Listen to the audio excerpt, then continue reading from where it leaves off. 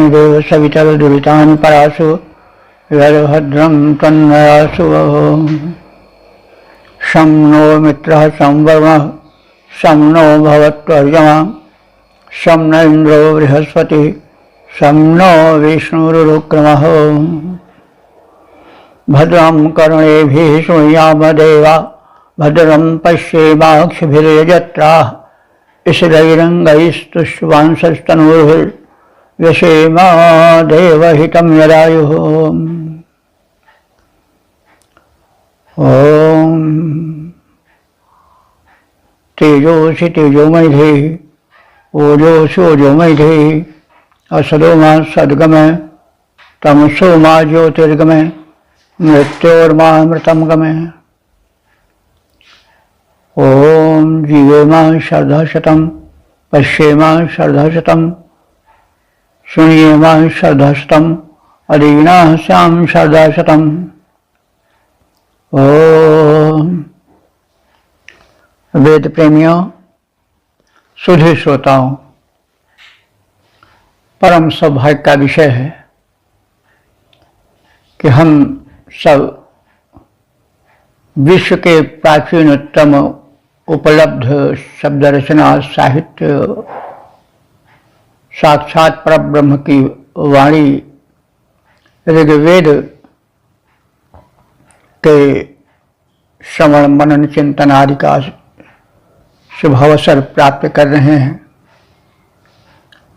और इस परंपरा में संप्रति हम सब ऋग्वेद के प्रथम मंडल के 157वें सूक्त में प्रवेश करने जाए। इस सूक्त में कुल 6 मंत्र हैं। 6 मंत्र में मंत्र संख्या 1, 2, 3, 4 जगती छंद में निबद्ध हैं। मंत्र संख्या 5 और 6 त्रिष्टुप छंद में लिखित हैं। सभी मंत्रों के दृष्टा ऋषि हैं दीर्घतमा औचथ्य और देवता हैं अश्विनी कुमार। अब हम ऋग्वेद के प्रथम मंडल के 157वें सूक्त के प्रथम मंत्र की व्याख्या में प्रवेश करेंगे। यह मंत्र जगती नामक छंद में निबद्ध है। मंत्र दृष्टा ऋषि हैं दीर्घतमा औचथ्य और देवता हैं अश्विनी कुमार। संबंधित मंत्र का शीर्षक है प्रातः अश्विनी कुमारों की आगमन बेला। तो अब संबंधित मंत्र का सर्वप्रथम पाठ हो जाए। ओम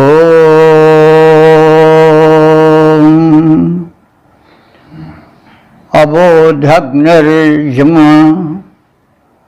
उदेति सूर्यो विशाश्चंद्र विशश्चंद्र मह्यावो अर्चिषा। ओम अबोध्यग्निर्यम उदेति सूर्यो विशाश्चंद्र मह्यावो अर्चिषा। आयोक्षातामश्विना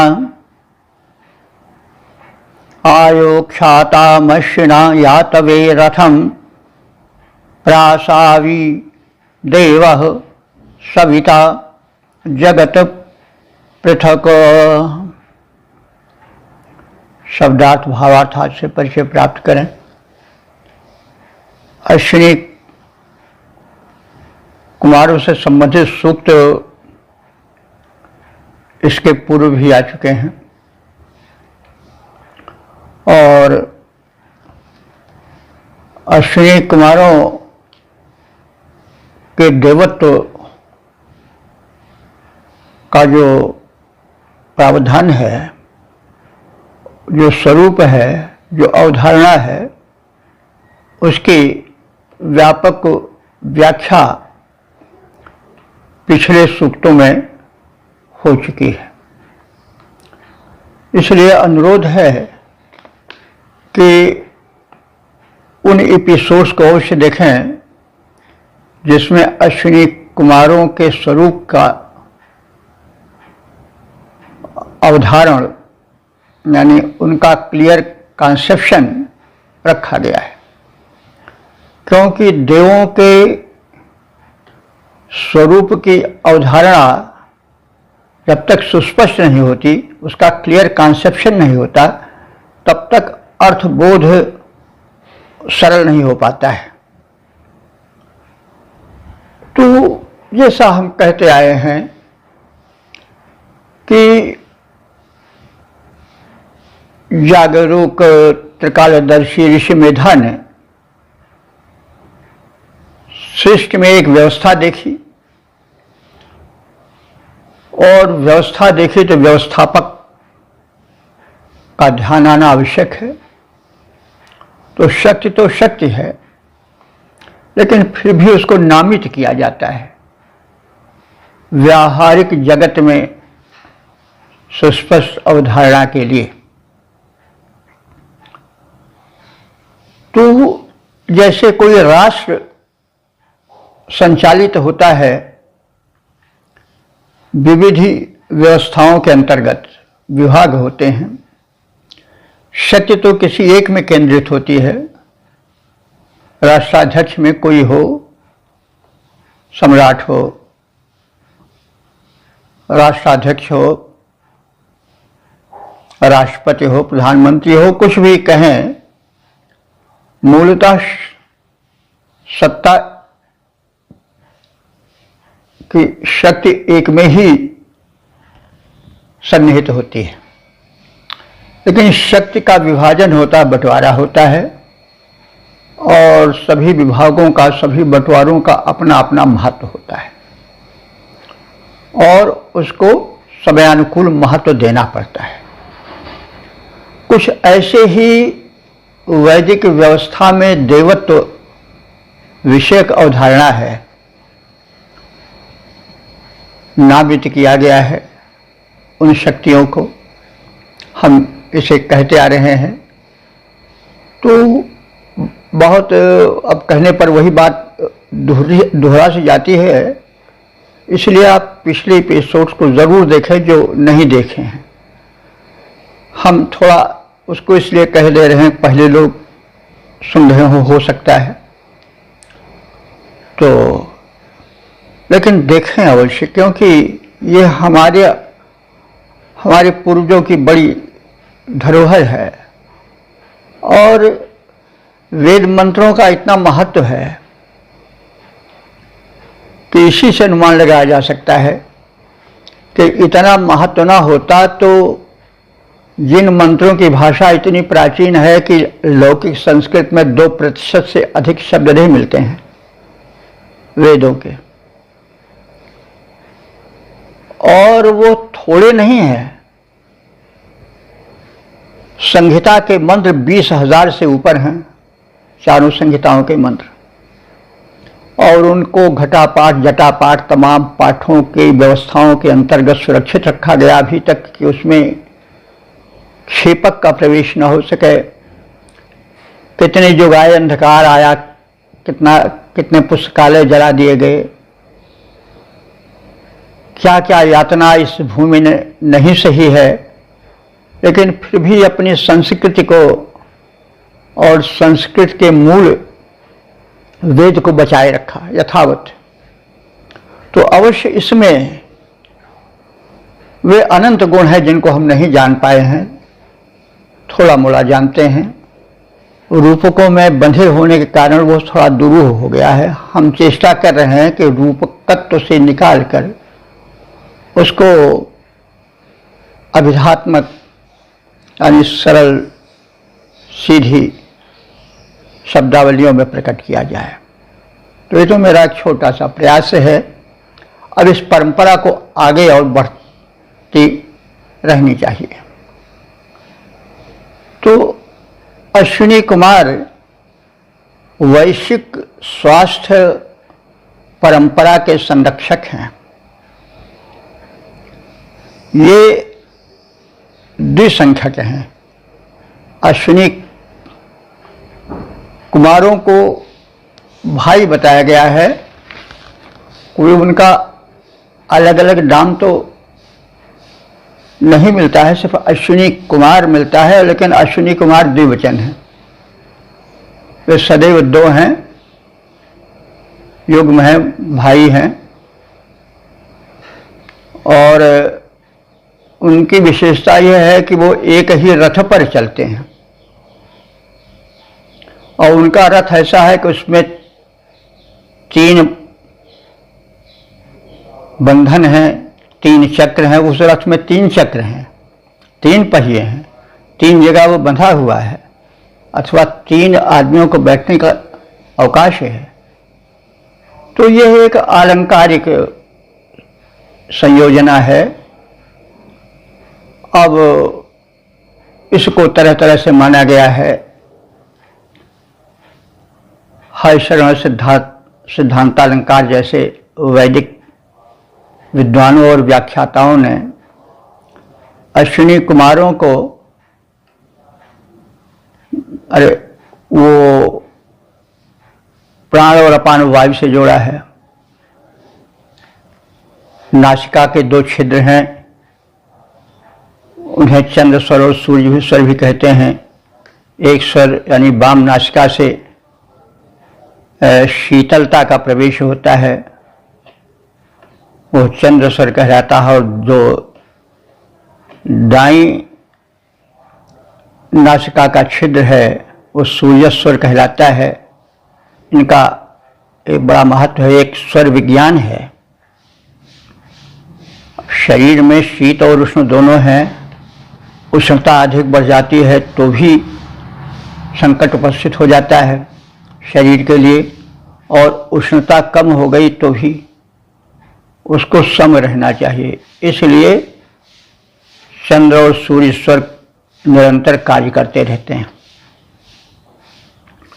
तो ये जासु घृणा अश्विनी कुमारा तुलसीदास जी ने भी कहा है।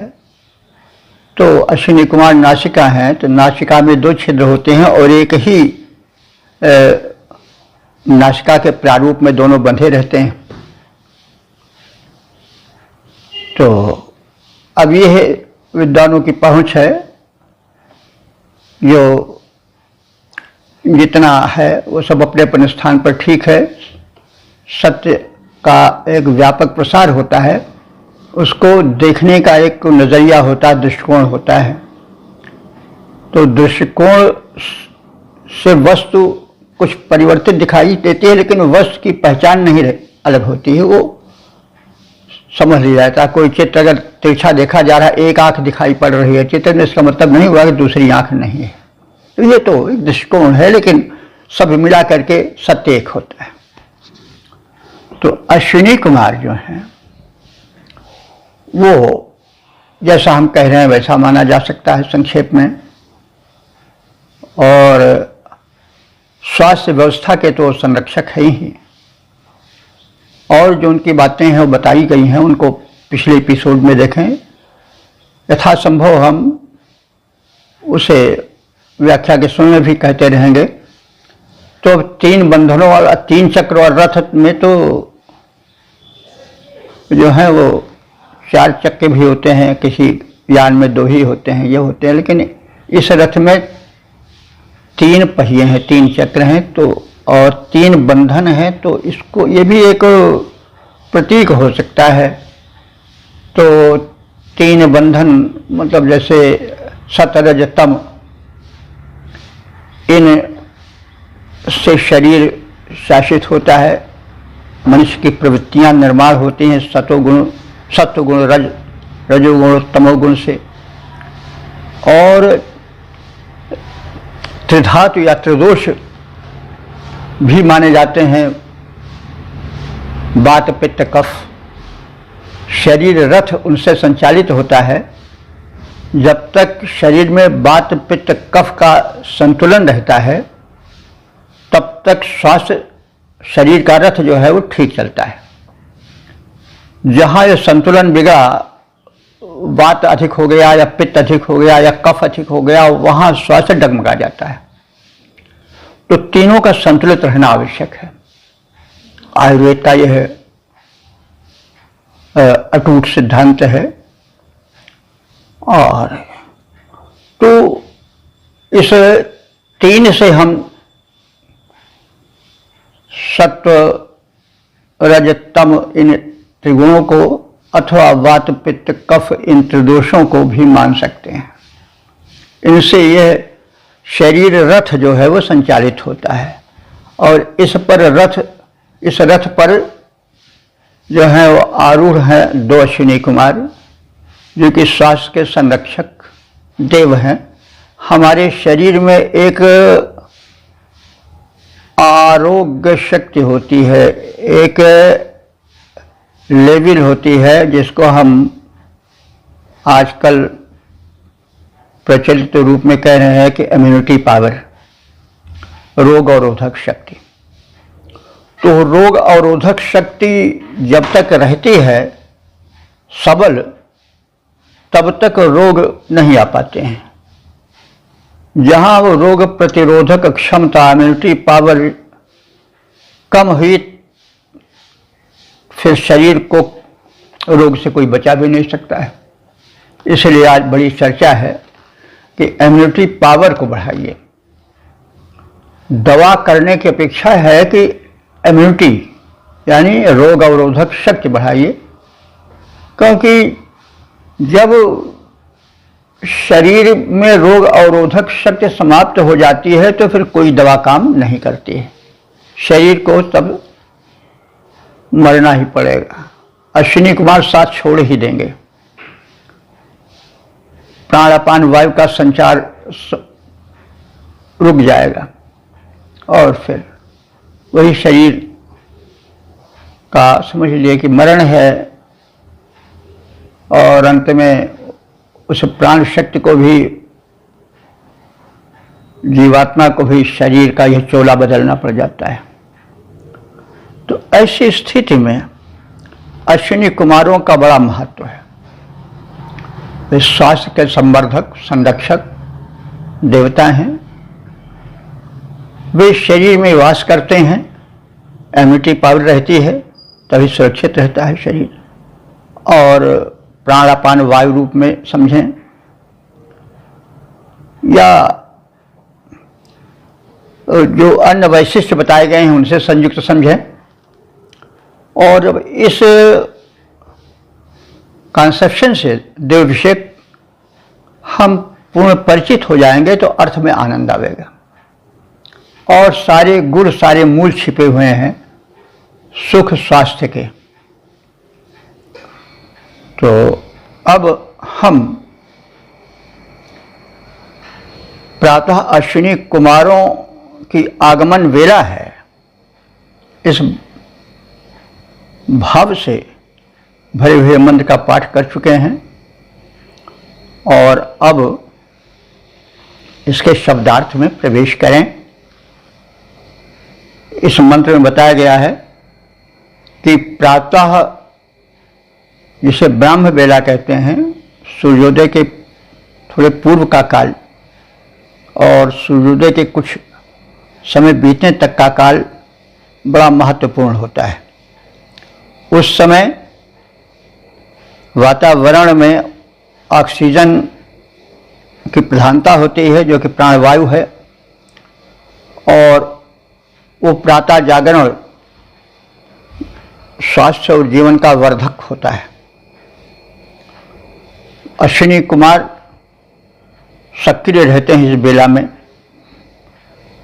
मतलब कि जो रोग अवरोधक शक्ति होती है, जो इम्यूनिटी पावर शरीर में होता है, वो समझ लीजिए अश्विनी कुमार ही हैं, वो सक्रिय रहते हैं। और उनकी आराधना, उनके महत्व को जानना और उनको शरीर में संवर्धित सुरक्षित रखना ये परम आवश्यक है। तो अब मंत्र में प्राभातिक बेला का वर्णन हो रहा है। अग्नि जमः अबोधि शब्दार्थ कहा जा रहा है। हे मनुष्यों अथवा हे अश्विनी कुमारों, इस समय प्राभातिक बेला में अग्नि माने कहने की आवश्यकता नहीं, जान चुके हैं। और अग्नि का जागरण होता है, यानी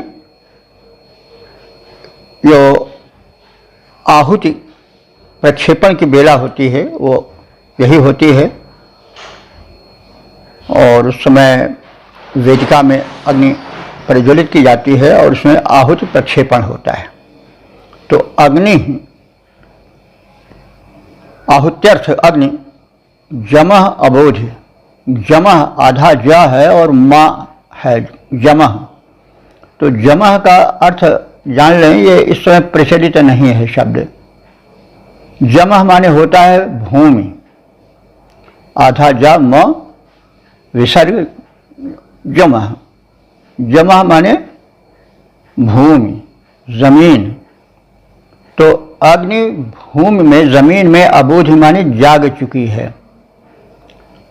मतलब सीधा क्या हुआ कि भूमि पर बनी मृत्तिका वेदिका में अग्नि हव्यार्पण हेतु प्रज्वलित हो चुका है। तो अब देखिए, अबोधि तो जग चुका है, आग जग जाती है यानी प्रज्वलित हो गई। वही अब आग, वैसे हमारे यहाँ अग्नि जो है वो पुल्लिंग है, लेकिन व्यवहार में स्त्रीलिंग भी प्रयुक्त होता रहता है। तो अब एक प्रश्न होता है कि जमः तो कहीं लौकिक संस्कृत में हम लोग पढ़े नहीं, लेकिन ये शब्द हम विचार करने लगे तो प्रतीत हुआ कि हम लोग रोज बोलते हैं। ध्यान आया ये कैसे? जमीन शब्द कहते नहीं हम लोग, फारसी में जमीन। और जमीन शब्द इतना प्रचलित है कि शायद ही कोई हिंदी भाषा भाषी, चाहे साक्षर हो चाहे निरक्षर हो, जमीन न जानता हो। सबको जमीन चाहिए।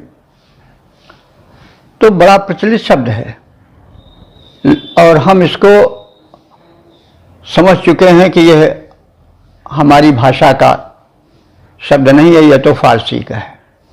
लेकिन यह शब्द बता रहा है ऋग्वेद का कि ये वैदिक संस्कृत का मूल शब्द है और संस्कृत भाषा से सभी भारूपीय परिवार की भाषाएं विकसित हुई हैं। यह सर्वमान्य तथ्य हो चुका है। तो जमः माने जमीन, भूमि। तो भूमि में अग्नि जागृत हो चुका है, मतलब कि भूमि पर बनी यज्ञ वेदिका में आहुति प्रक्षेपार्थ अग्नि को प्रज्वलित कर दिया गया है प्राभातिक बेला में। और सूर्याहुदेति, इधर धरती पर वेदिका में अग्नि प्रज्वलित हो रही है, उधर क्षितिज में सूर्योदित हो रहा है। क्षितिज को फाड़ कर अब बिंब झांक रहा है। तो सूर्याहुदेति, सूर्य उदित हो रहा है। मही उषा, मही माने महिमाशालिनी, उषाएं। उषा को आप जानते हैं प्राभातिक बेला है, थोड़ा झुलफुला रहता है, तभी उषा का आगमन होता है। और जब सूर्य बाल से थोड़ा विकसित होने लगता है तो सूर्य फिर, तो उसके बाद फिर सूर्य और उषा का वियोग हो जाता है। तो ये प्राभातिक बेला का वर्णन है। इसमें मही उषा, महान उषाएं आ चुकी हैं और अर्चिषा चंद्रा आवाह। अर्च कहते हैं तेज को। अर्च माने तेज। देखिए तो अर्च ही से आँच बना है। आँच तो सभी जानते हैं ना, अर्च न जानते हो लेकिन आँच तो जानते ही हैं। तो इसी अर्च से आँच शब्द बना है। तो अर्च माने तेज द्वारा। चंद्रा आवाह, उषा जो है वो फैल गई है। चंद्रा माने चंद्र शब्द कहते हैं। वैसे तो हम लोग चंद्र को सामान्य रूप से चंद्रमा ही के रूप में जानते हैं, लेकिन चंद्रमा इसलिए कहा जाता है कि उसके उदय होने पर बड़ी प्रसन्नता हो जाती है। चंद्रयति आह्लादयति इति चंद्रा, जो आनंद लादे वो चंद्र है। तो अर्चिषा चंद्रा आवाह। आवाह माने प्रसार पाना। तो उषा अपने तेज से आह्लादित होकर चारों ओर फैल गई है, यानी उषा का व्यापक प्रसार हो चुका है। यह प्राभातिक बेला का वर्णन है। अब अश्विनी कुमारों से निवेदन किया जा रहा है कि हे अश्विनी कुमारों, यातवे, अब इस बेला में तुम्हारे यातवे माने यात्रा करने का समय आ गया है। या धातु है तो या से यात, तो यातवे यात्रा करने के लिए, आने के लिए, आगमन के लिए। हे अश्विनी कुमारों, यातवे आगमन करने के लिए। रथम अयुक्षताम, तुम दोनों अपने रथ को जोड़ो, तैयार करो, ताकि तुम्हारा शुभागमन हो सके। तुम स्वास्थ्य के प्रचारक प्रसारक देव हो। तो सविता देवा, सविता सूर्य को कहते हैं। तो जो प्राभातिक वेला का उदयकालीन सूर्य होता है उसको सविता कहा जाता है। सूर्योदय के साथ एक जागरण आता है और सविता देवता का बड़ा महत्व है। गायत्री मंत्र सविता देवता पर ही है, सूर्य का ही एक रूप है। तो सविता देवा, सूर्य देव ने जगत पृथक संसार को अलग अलग ढंग से असावित उत्पन्न किया है, अर्थात कार्यरत किया है। ये प्राभातिक बेला का वर्णन है कि भूमि पर बनी यज्ञ वेदी में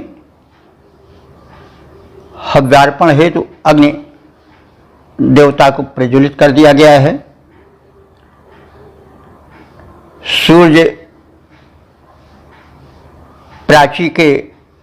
प्राचीर से झांक रहा है, उदित हो रहा है। उषा अपने तेज से लोगों को आह्लादित करते हुए चारों ओर अपनी आभा फैला रही है। अश्विनी कुमारों ने, जो कि स्वास्थ्य के संरक्षक देव हैं, जो कि प्राभातिक बेला में अधिक सक्रिय होते हैं, उस समय इम्यूनिटी पावर या स्वास्थ्य रक्षिका शक्ति अधिक सबल सशक्त होती है। तो ऐसी प्राभातिक बेला में अश्विनी कुमारों ने भूमंडल पर आगमन हेतु यात्रार्थ अपने रथों को तैयार कर लिया है। सूर्य देव संपूर्ण संसार में अपने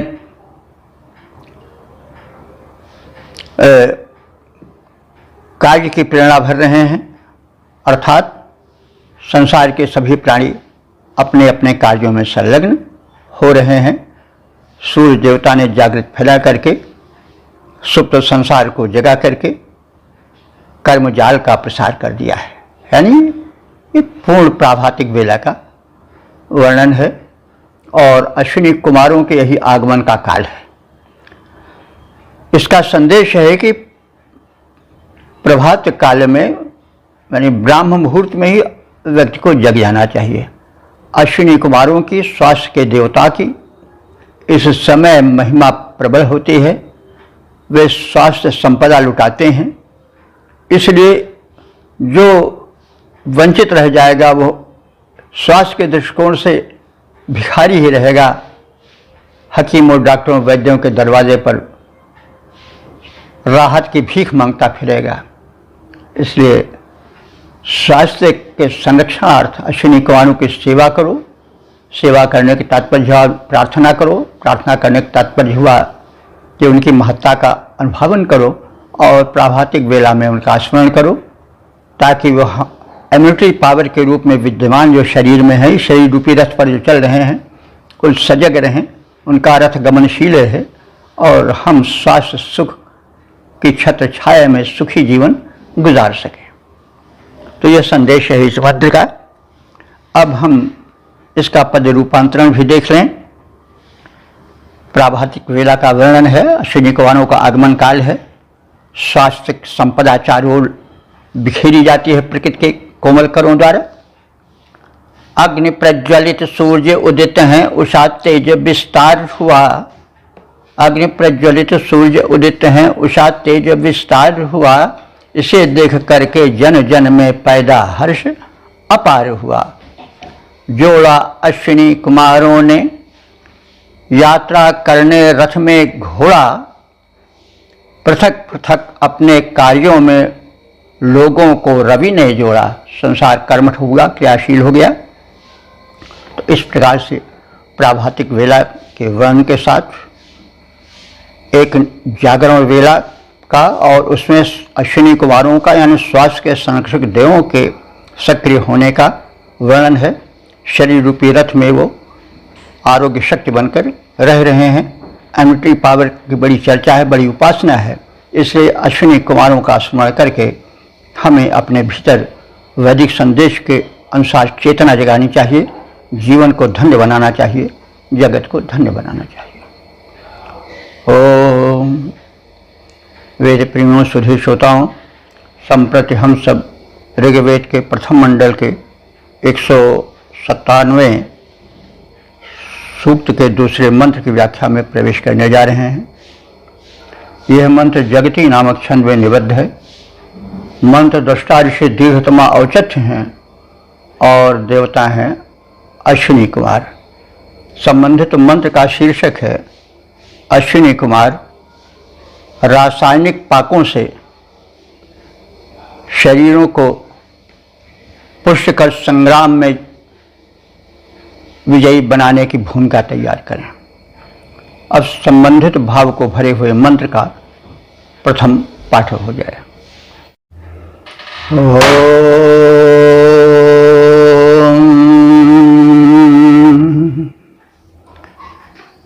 यद्युञ्जाथे विषणमश्विना रथम घृतेन नो मधुना क्षत्रमुक्षतं स्माकं ब्रह्म पृतनासु जिन्वतं वयं धना शूरसाता भजेमहि। शब्दार्थ भावार्थ से परिचय पाएं तो अश्विना द्विवचन है। ये सदैव द्विवचनांत रहता है, क्योंकि जैसा पहले बताया गया अश्विनी कुमार दो हैं और एक ही रथ पर चलते हैं। और ये वैश्विकी स्वास्थ्य व्यवस्था के संचालक संरक्षक नियामक हैं। स्वस्थ रहना बड़ा आवश्यक है, क्योंकि हेल्थ इज वेल्थ। पहला सुख निरोगी काया। तो ये तो माना गया है एक स्वर में कि सरोज शरीर बाद सब होगा, शरीर रुग्ण रहा तो सारे सुख ऐश्वर्य किसी काम के नहीं रह जाते। तो अब स्वास्थ्य की कामना से व्यक्तिगत स्वास्थ्य और परिवारगत स्वास्थ्य और राष्ट्रगत स्वास्थ्य की कामना से पूर्ण यह मंत्र है। अश्विना, हे अश्विनी कुमारो, यत विषणम रथम युंजाथे। यत माने चूंकि तुम दोनों, विषणम माने पुष्ट बलवान उत्तम रथ को जोड़कर तैयार कर रहे हो। भूमंडल में प्राभातिक बेला में आगमन हेतु स्वास्थ्य संपदा लुटाने हेतु आपसे अतिरिक्त प्रार्थना है कि मधुना घृतेन, मधुना माने मधु, मधु माने शहद। शहद का आयुर्वेद में बड़ा महत्व है। शहद एक भोजन भी पुष्ट है, औषधीय गुण भरे रहता है। फूलों के पराग का इसमें जो स्वास्थ्यप्रद माधुर्य है वह मिला रहता है। तो मधु का जो पाक बनाई जाती है आयुर्वेद में पौष्टिकता हेतु, उसमें मधु का मिश्रण प्राय होता है, चाहे च्यवनप्राश हो चाहे अन्य पाक हो, उसमें शहद का योग अवश्य रहता है। तो शहद के स्वास्थ्य वाली शक्ति से वैदिक ऋषि विधिवत परिचित थे, इसलिए वो स्वास्थ्य के संरक्षक देव अश्विनी कुमारों से कह रहे हैं कि तुम मधुना शहद द्वारा और घृतेन घृत द्वारा बने हुए रासायनिक पाकों को तैयार करो। किस प्रयोजन के लिए? कि नह क्षत्रम उक्षतम, नह माने हम सबके, क्षत्रम माने जो छात्र बल है, वो उक्षतम माने पुष्ट बन सके। छात्र बल राष्ट्र का रक्षक होता है। अगर सैन्य बल न हो तो हम सुख से सो नहीं सकते हैं। चोरों, लुटेरों, उचक्कों का साम्राज्य हो जाएगा, नींद हराम हो जाएगी। तो इसीलिए सैन्य बल सबल रहता है, तभी राष्ट्र का रक्षण हो पाता है। अगर हम उसको शरीर पर सीमित करें, क्योंकि यथा पिंडे तथा ब्रह्मांडे सूत्र है, तो भी जो हमारी इम्यूनिटी पावर है वही हमारा छात्र बल है। तो जब हमारी आरोग्यवर्धक शक्ति, जीवनी शक्ति पुष्ट रहेगी, तो जो शत्रु हैं, रोग आदि के, वे नहीं आवेंगे। हमारा यह शरीर रूपी राष्ट्र सुरक्षित रहेगा। उसके लिए एक उपाय यह भी है कि जीवनी शक्ति, इम्यूनिटी पावर को बढ़ाने के लिए रासायनिक पाकों का सेवन किया जाए, जिसमें घृत और मधु का संयोग हो। तो वही बात कही जा रही है कि हे अश्विनी कुमारो, हे स्वास्थ्य के संवर्धक और संरक्षक देवद्वय, तुम मधु और घृत मिश्रित मधुर और पौष्टिक पाक तैयार करो, जिनके से हम अक्षय जीवन प्राप्त करें। हमारा यह राष्ट्र जो सैनिकों से सुरक्षित है, उसको सुरक्षा देने वाले सैनिक पुष्ट हो सकें, बल वीर युक्त हो सकें और शत्रु से सुरक्षित हमारा देश रहे। क्योंकि छात्र बल जब सशक्त होगा तभी राष्ट्र सुरक्षित होगा। उसी प्रकार से अगर हम शरीर को राष्ट्र मान लें तो हमारा जो छात्र बल है, इम्यूनिटी पावर है, वही वो सशक्त रहे, ताकि जो रोग के शत्रु कीटाणु आ रहे हैं प्रतिक्षण प्रहार कर रहे हैं वो उससे टकरा करके चूर चूर हो जाएं, नष्ट कर दिए जाएं। तो इसलिए हमारे राष्ट्र को अथवा हमारे शरीर रूपी राष्ट्र को सबल बनाने हेतु तुम ऐसे मधुर पाक घृत और शहद से संयुक्त बनाओ कि हमारे राष्ट्र के सैनिक उसके सेवन से सबल होकर के राष्ट्र संरक्षण कर सकें, अथवा हमारे शरीर में जो स्वास्थ्य रक्षक सैनिक हैं, हमारे शरीर में भी आप सब जानते हैं कि एक बहुत अरबों खरबों की संख्या वाली एक फौज रहती है स्वास्थ्य रक्षा वाली। जब बाहर से कीटाणु हमला करते हैं तो ये सैनिक टूट पड़ते हैं और ये उन्हें टुकड़े टुकड़े कर देते हैं अगर सशक्त रहे तो, नहीं तो वे रोग वर्धक कीट जब प्रबल हो जाते हैं तो शरीर रुग्ण हो जाता है, धराशायी हो जाता है। अधिक दुर्बल हो गया तो जो है वो सुपुर्दे खाक हो जाता है। तो इस तरह से प्रार्थना की जा रही है कि जो आरोग्य प्रेरक देव हैं वे कुछ ऐसे रासायनिक पाकों को तैयार करें जिससे एक ओर हमारे राष्ट्र के सैनिक सेवन से प्रबल होकर के शत्रुओं को मात दे सकें, हमारी सीमाएं सुरक्षित रहें, और दूसरी ओर हमारा शरीर स्वस्थ रहे। जैसे आजकल एक सारे एटम बम धारियों को धूल चटा रहा है, कीड़ा जिसकी कोई औकात नहीं है, सुई के नोक में सैकड़ों समा जाएगा, वो आज सबको धूल चटा रहा है, कोरोना जिसको लोग कहते हैं। तो उसका कारण बताते हैं कि इम्यूनिटी पावर का वीक होना, रोग अवरोधक शक्ति का दुर्बल पड़ना, मुख्य कारण यही है। नहीं तो किसी को होता है, किसी को क्यों नहीं होता है। तो अब वही बात कही जा रही है कि हे रोग अवरोधक शक्ति के स्वामियों, अश्विनी कुमारों, आप ऐसे रासायनिक खाद्य पदार्थ पाक आदि की व्यवस्था करो जिसके सेवन से हमारे राष्ट्र के सैनिक सबल होकर सीमाओं की सुरक्षा कर हमें सुख शांति से रहने का सुअवसर दें। दूसरी ओर हमारे शरीर के जो सैनिक हैं, अरबों खरबों की संख्या में जो शरीर राष्ट्र की रक्षा करते हैं, वे पुष्ट हों और हमारा ये शरीर, ये हमारा राष्ट्र जो है वो अजेय बने।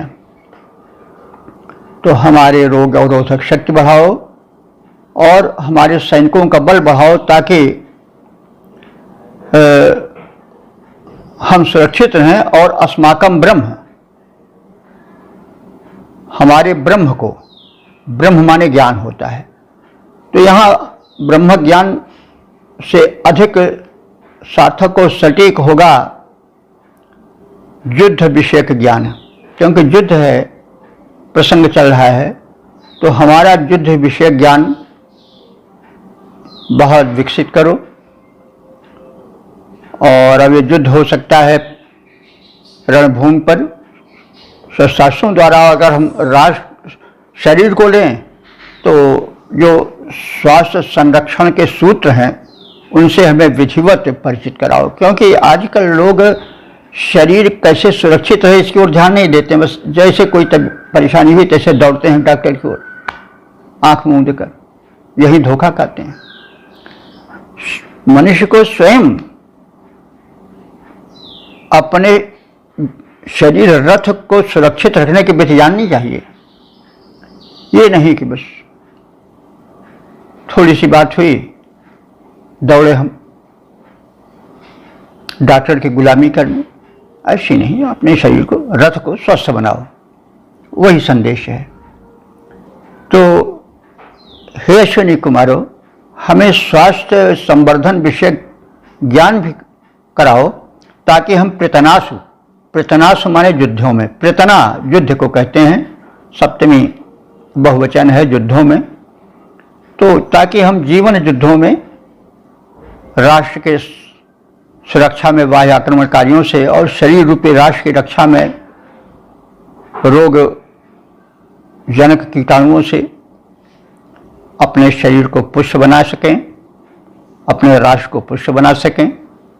हमें तद विषयक ब्रह्म माने ज्ञान भी विकसित रूप में प्राप्त कराओ और जीर्णोत्तम माने उस ज्ञान को हमें विकसित कराते रहो। हम स्वास्थ्य के नियमों की ओर उपेक्षा करते हैं, उस शरीर कैसे चलता है इसको जानते नहीं हैं। प्राय बड़े बड़े लोगों को कहते हुए सुने हैं कि अरे डॉक्टर किस लिए हैं, MBBS करके बैठे हुए, हम सब ये कर लें तो वो क्या करेंगे। तो ये सब तो मतलब फजूल की बातें हैं। हम हर बात के लिए पराधीन न रहें, क्योंकि सर्वम परवशम दुखम सर्वमात्म वशम दुखम। हम जितने पराधीन रहेंगे उतने हम दुखी रहेंगे। अधिक से अधिक हमको स्वाधीन होना चाहिए। तो ये संदेश है, बड़ा व्यापक है। एक मंत्र को बहुत देर तक कहा जा सकता है, सुना जा सकता है, समझा जा सकता है। थोड़ा सा हम केवल उसकी एक झलक भर दिखाने की चेष्टा कर रहे हैं। तो अंत में यह है कि हमें, हे अश्विनी कुमारों, शरीर के पोषण के लिए घृत मिश्रित पाक को तैयार करो ताकि हमारा जो ओज तेज बढ़े, आरोग्य शक्ति बढ़े, इम्यूनिटी पावर बढ़े और हमारे राष्ट्र भूमि के संरक्षक, सीमा के प्रहरी सैनिकों के लिए पाक बनाओ, यानी वो भी पुष्य बने। इस तरह से उभय रीत से हमको पुष्य बनाओ और हमें स्वास्थ्य के नियमों से भी परिचित कराओ ताकि शूरसाता कहते हैं वीरों द्वारा जीते जाने वाला युद्ध। तो ऐसे युद्धों में जिसमें कि वीर पुरुष विजय प्राप्त करते हैं, उसमें हम विजयी हों और विजयी होकर के धना भजेमहि, वैभव को, धन को, भजेमहि माने लभेमहि, प्राप्त कर सकें, धन वैभव प्राप्त कर सकें। जब हम विजयी रहेंगे तभी तो पाएंगे, जब हार जाएंगे तो खो देंगे। कहीं भी किसी भी क्षेत्र में हारेंगे तो हमको खोना पड़ेगा, जीतेंगे तो प्राप्ति होगी। तो चाहे कोई भी क्षेत्र हो, हमें विजय की परम आवश्यकता है। तो इसलिए पहले भी हम निवेदन करते आ रहे हैं, आज भी कर रहे हैं। जहां विजय का प्रश्न हो वहां केवल हथियारों से लेकर के रणभूमि की विजय नहीं समझनी चाहिए। लड़ना तो व्यक्ति को प्रतिक्षण पड़ता है। हम जूझते रहते हैं किसी न किसी से, कभी अपनों से, कभी परायों से, कभी रोग से, कभी शोक से। कोई क्षण नहीं रहता, स्वप्न में भी हम लड़ते ही रहते हैं, किसी न किसी रूप में कहीं भागते रहते हैं, कहीं खदेड़ते रहते हैं। तो ये जीवन युद्ध है, इससे भाग कर कहाँ जाओगे, लड़ना तो पड़ेगा। भाग नहीं सकते हो, कहाँ तक भागोगे, खदेड़े जाओगे, मारे जाओगे। इसलिए अपने को पुष्ट बनाओ, सबल बनाओ और तदर्थ अश्विनी कुमारों से स्तुति करो। तो यह संदेश है। तो हे अश्विनी कुमारों, क्योंकि तुम दोनों अपने पुष्ट उत्तम रथ को तैयार करने जा रहे हो, अस्तु इस युद्ध काल में निवेदन है कि हमारे रक्षक सैनिकों को शहद और घृत से बने पौष्टिक रासायनिक पाकों से बलवान बनाओ, हमारे शरीर को बलवान बनाओ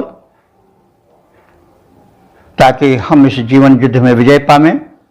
हमारे सैनिकों को बलवान बनाओ ताकि सीमा सुरक्षित रहे।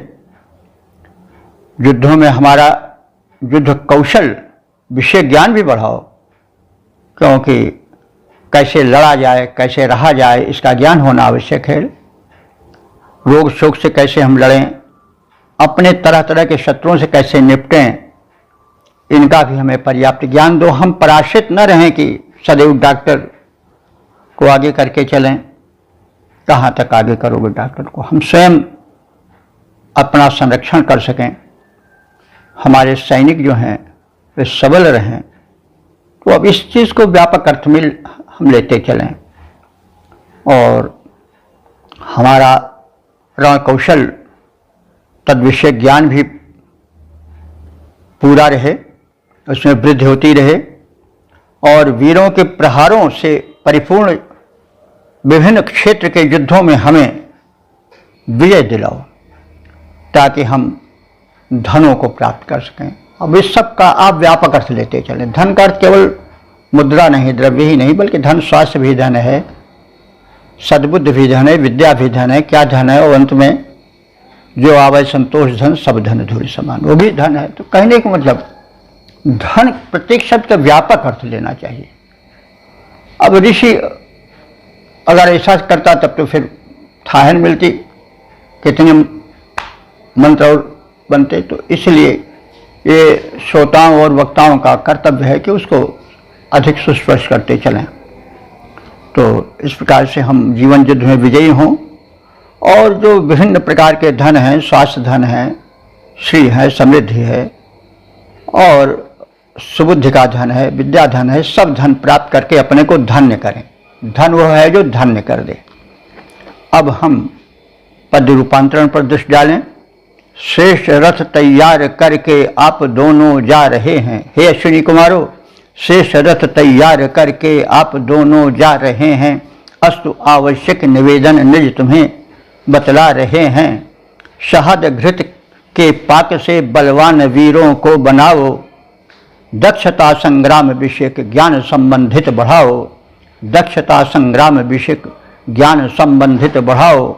रण क्षेत्र वीरों के प्रहारों से भरा रहता, जहाँ वह रण क्षेत्र जो वीरों के प्रहारों से भरा रहता, जहाँ विजयी बने धन धान्य पाए हम अनेकों ही वहाँ। ओम वेद प्रेमियों, सभी श्रोताओं, संप्रति हम सब ऋग्वेद के प्रथम मंडल के 157वें सूक्त के तीसरे मंत्र की व्याख्या में प्रवेश करने जा रहे हैं। यह मंत्र जगती नामक छंद में निबद्ध है। मंत्र दृष्टा ऋषि हैं दीर्घतमा औचथ्य और देवता हैं अश्विनी कुमार। संबंधित मंत्र का शीर्षक है अश्विनी कुमारों का चमत्कारिक रथ। अब संबंधित भाव को भरे हुए मंत्र का प्रथम पाठ हो गया है। ओम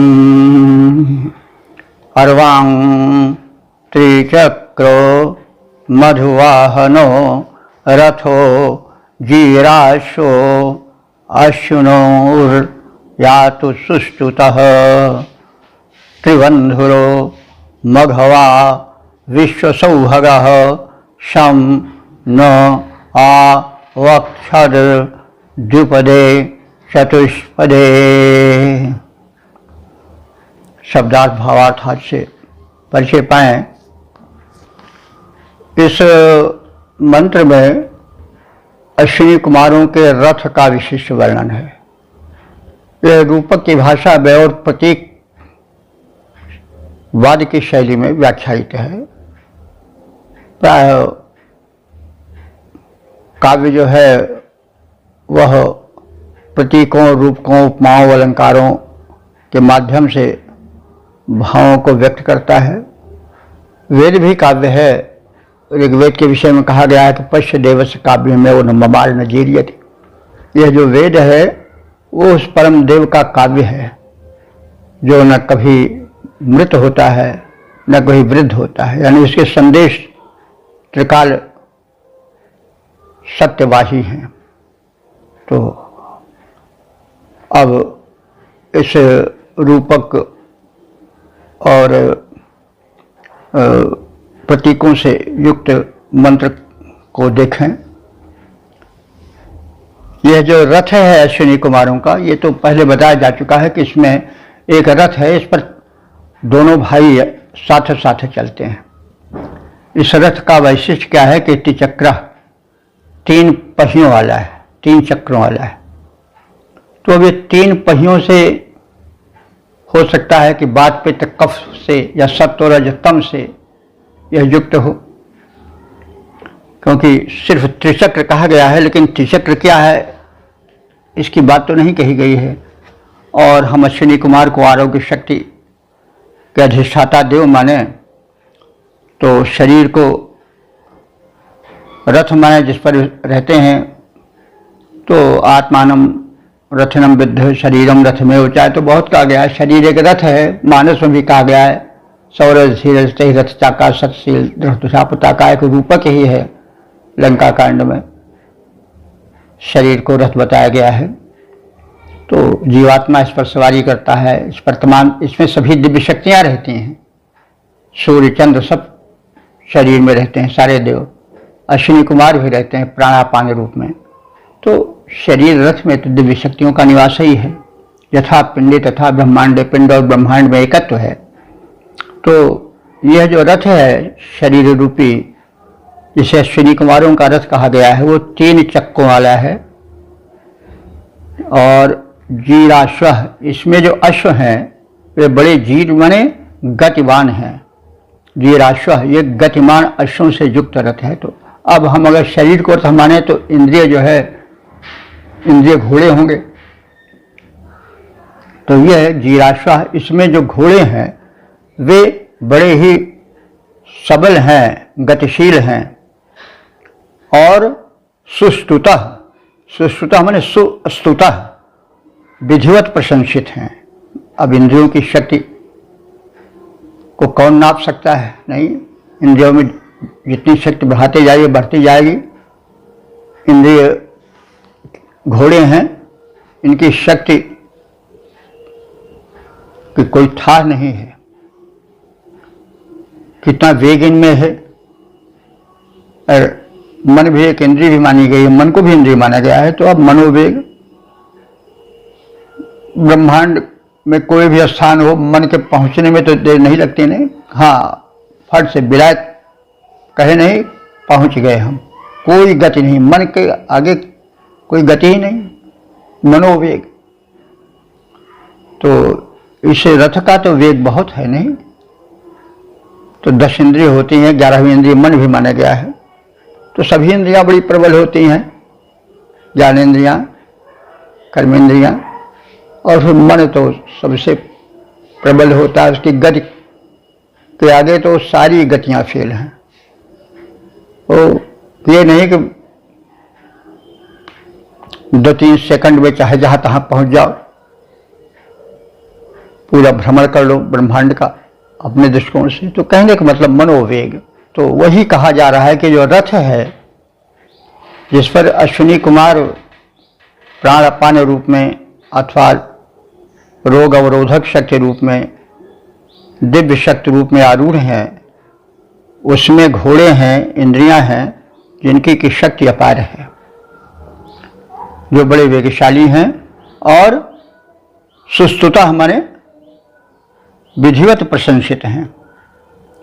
अश्विनो रथा, इस प्रकार से इन दोनों अश्विनी कुमारों का रथ यह शरीर मधुवाहना अर्वांग यातु, मधुर तापवाही होकर हमारे पास है। मधुवाहना माने, मधु माने माधुर्य, वाहना माने वाहन करने वाला। तो इतना बड़ा दिव्य रथ है, उसमें हम कटुता को भोगते फिरते हैं। कितना दुर्भाग्य है। थोड़े कहा जाता है सोने की कुदार घूरने के लिए थोड़े बनती है, लेकिन हम वही कार्य करते हैं। तो इतना कीमती रथ हमको मिला है, उसमें अश्विनी कुमार सवार हैं और हम उस पर ध्यान नहीं देते। यह रथ मधुवाहन है, यानी माधुर्य को भरे हुए है। इसमें मधुरता है, मधुर अमृत है इसमें, लेकिन हम उसको नहीं पहचानते। हम तो केवल विषवाही बन जाते हैं। तो हे अश्विनी कुमारों, तुम्हारा यह रथ जिसके कि 3 पहिए हैं, 3 पहियों की बातें कही गई हैं, और जिसमें कि तीव्र गतिधारी इंद्रिय रूपी अश्व जुड़े हैं जो बहुप्रशंसित हैं। यह तुम्हारा रथ मधुवाही है, माधुर्य को ढोने वाला है, और वो ऐसा ही रथ हमारे पास आवे, यानी हमें ऐसा ही शरीर प्राप्त हो, बना मधुर मेरा जीवन। हम अपने जीवन को कटुता से भरे रहते हैं, यद्यपि मूलता यह मधु है, क्योंकि मन मधु चाहता है, शरीर माधुर्य चाहता है, कटुता नहीं चाहता है। तो माधुर्य उसका मूल धर्म है, लेकिन दुर्भाग्य है कि हम तो कटुता खोजते फिरते हैं, ऐसे काम करते हैं, ऐसी वाणी बोलते हैं कि चारों ओर कटुता से भर जाता है वातावरण, और हम भी कटुता से भर जाते हैं, जीवन दुर्वाह बन जाता है। तो प्रार्थना कर रहा है ऋषि सभी मनुष्यों की तरफ से कि हमारा यह शरीर रूपी रथ है अश्विनी कुमारों, जिस पर तुम दोनों आरूढ़ रहते हो, वो मधुरवाही है और त्रिबंधुरा है। यह 3 बंधनों वाला है, वात पित्त कफ या सत्वरजतम। और विश्व सौभगा, विश्व माने संपूर्ण, सौभग माने सौभाग्य, और शंभु संपूर्ण सौभाग्य को अपने में समेटे हुए है। और यह सौंदर्य से भरा हुआ है। और कैसा है? मघवा, मघवा माने ऐश्वर्य संपन्न है। ये शरीर का रथ ऐसे साधारण नहीं है, हम इसको नहीं समझ सके। इसको हम रोग से, शोक से, दुर्गुणों से, दुष्प्रवृत्तियों से विषैला बना डाली है, बात अलग है, लेकिन मूलतः ये तो सौभाग्य ही है। जब रथ मिलता है तो आप देखो, बालक है, किलकारियां भरता है, मूल रूप तो उसका किलकारियों वाला, मुस्कान वाला है।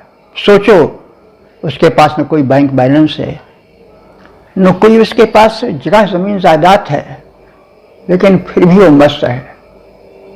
तो मूलतः तो वो आनंद स्वरूप है। ज्यों ज्यों बड़ा होता जाता है त्यों त्यों उसे चिंता समेट लेती है। उसका माधुर्य विष से भर जाता है, क्षण क्षण उसको चुभन देने वाला बन जाता है, रोग शोक से भर उठता है। तो अब ऋषि इस रथ की महत्ता का स्मरण कराता हुआ कह रहा है, यह हमारा जो जीवन रथ है, शरीर रथ है, इस सौंदर्य से पूर्ण है, और मघवा माने ऐश्वर्य से संपन्न है। देखो, मघवा माने प्रचलित तो इंद्र का के अर्थ में आता है, लेकिन मघवा इंद्र को इसलिए कहा जाता है कि ऐश्वर्य संपन्न है। तो यहाँ पर मघवा इंद्र के लिए नहीं आया है, बल्कि विशेषण के रूप में आया शरीर रूपी रथ के। शरीर रूपी रथ जो है मघवा माने ऐश्वर्य से भरा पूरा हुआ है। शरीर जब सद्बुद्धि सदाचरण सुशक्ति से युक्त रहेगा तो धन तो उसके पीछे, उसके हाथ की मैल है। तो इसलिए यह शरीर रूपी रथ बड़ा कीमती है, यह ऐश्वर्य संपन्न है, मघवा है, साक्षात इंद्र है, तो ऐश्वर्य से भरा हुआ है। नह द्विपदे चतुष्पदे, हमारे जो द्विपद हैं, द्विपद माने 2 पैरों वाले परिवार के सदस्य हैं, नाती पोते आदि हैं वे, और चतुष्पदे जो गो अश्वादि पशु हैं, उनके लिए यह रथ जो है वो सौभाग्यवर्षक हो, मुबारक हो, कल्याणप्रद हो। तो 3 पहियों वाला गतिशील, घोड़ों से जुते हुए, भली भांति प्रशंसित, मधुर, पोषक, अन्नवाही, जिसमें बैठने के लिए 3 आसन हैं, अथवा जो त्रिगुणों से युक्त है, अथवा जिसमें त्रिदोष वात पित्त कफ आदि का संयोजन है, ऐसे इस 3 गुणों से युक्त रथ जो है वो संपूर्ण रूप से सौंदर्य साधनों से परिपूर्ण है। ऐश्वर्य संपन्न है और यही अश्विनी कुमारों का रथ है, जिसमें कि वे आरोग्य शक्ति बनकर के सूक्ष्म रूप से विराजमान रहते हैं।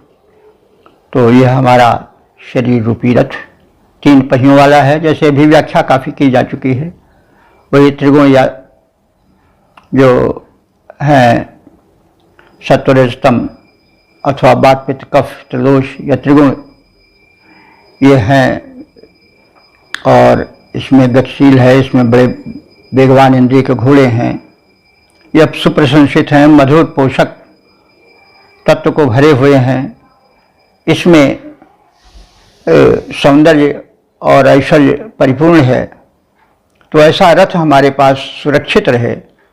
हे अश्विनी कुमारों, आप इस पर विराजमान रहो और आप हमारे पुत्र पौत्रादिकों मनुष्यों जो द्विपद हैं, 2 पैर वाले हैं वे, और जो हमारे चतुष्पद हैं गोवारी अश्वारी, वो सब सुरक्षित रहें, उनके रथ उन्हें मुबारक हों, सब सुरक्षित रहें।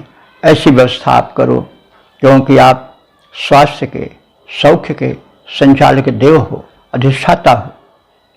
तो अब इसका हम छंद रूप देख लें। 3 चक्र वाला घोड़े जुटे हुए वेगवान, अति ही प्रशंसित महान रूपवान हैं। पोषक मधुर अन्न धारण किए हुए हैं, बैठने के हेतु 3 आसन विधान हैं। सौंदर्य प्रसाधन से परिपूर्ण भली भांति, परम महान सुख संपत्ति की खान है। अश्विनी कुमार ऐसे रथ पर बैठे आए, अश्विनी कुमार ऐसे रथ पर बैठे आए। सुख पशु प्राणियों को करुणा प्रदान है, सुख पशु प्राणियों को करुणा प्रदान है। ओम।